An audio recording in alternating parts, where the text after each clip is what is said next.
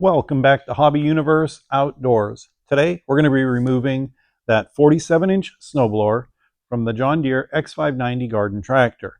And this process is actually going to be the same for several of the John Deere X500 series tractors, and that would include the X580, the X584, and the X590.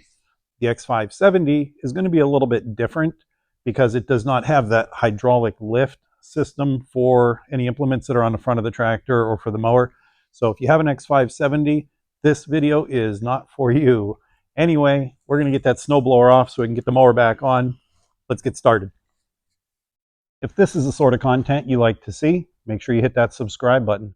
Before I get started, I have to get this snowblower off the ground. So I'm going to fire up the tractor, raise it up, and then I'm going to slide these car dollies underneath. And that way I'll be able to disconnect the linkages. It's got to be off the ground to be able to do that. And I'll show you that here in a second. And then also, once it's removed, these car dollies will make it a lot easier to move the snowblower around the garage, kind of get it out of the way and get it stored. This will be the first time I've used these car dollies for this. They were underneath a project car that I was working on. So, as I was working on the car, sometimes I'd have to push it out of the way. And these made that a lot easier. But now that that car is done and it can drive around under its own power, I'm going to use these dollies right here.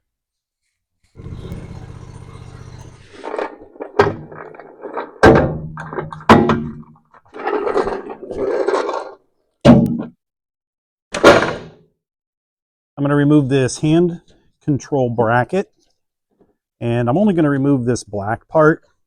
There's this rod that attaches underneath the hood to the tractor. I'm going to leave that on. I did that on my other tractor. I left it on year round. It doesn't hurt anything having this thing on there. It's never been in my way. You could remove it if you want, but one less thing I got to try to keep track of and try to figure out where I put it come winter. I removed these hand controls first, and the reason for that is they would block access to this area up here. It's going to be a lot easier for me to get at that idler pulley, and that's where I'm going next. I've got to take the pressure off of that idler pulley that's spring loaded, and that'll allow me to get the belt off. So that's what we're going to do now.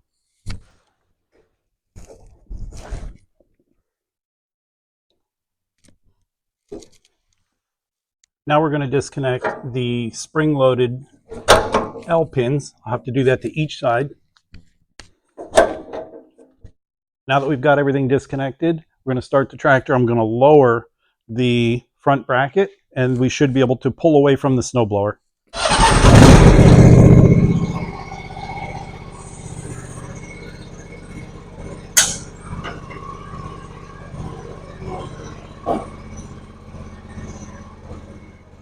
The way these car dollies are shaped, they're kind of round towards the bottom. I didn't anticipate the snowblower rotating back, but it does make sense. It's going to be heavier in the back with the gearbox and everything, so it wanted to kind of sink down a little bit. So I just tilted it forward.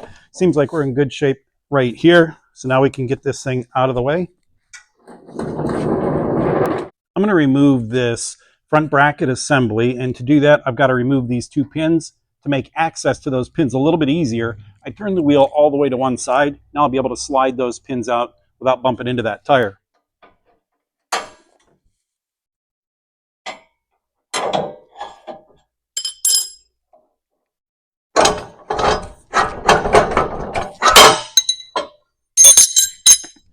Now I'm going to remove these locking pins so I can remove those control arms, those lift control arms. Do that to both sides.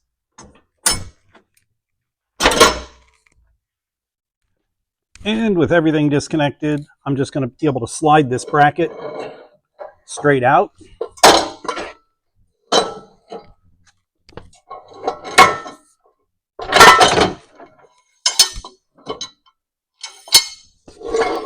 And just to keep everything together, make sure I don't lose stuff until I'm ready to use it again, I'm going to put all the pins back in.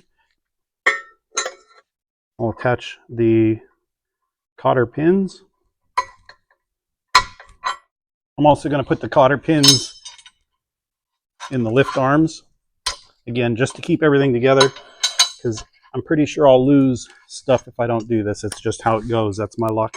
Now I'm going to remove this bottom bracket from underneath the tractor. And to do that, just to make things a little bit easier, I usually like to put something underneath one of those crossbars, and that way that'll support some of the weight. Otherwise, it'll hang crooked or at an angle, and it'll make getting the opposite side off a little bit more difficult. So I'm going to remove these pins. Come around to the right side of the tractor. I don't think it matters what side you do first, but I usually do the left side first.